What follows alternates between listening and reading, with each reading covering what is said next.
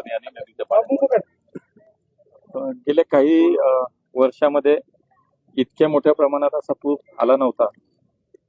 इथून मागचा अनुभव असा होता की साधारणतः जी काही आपली धरण साखळी आहे,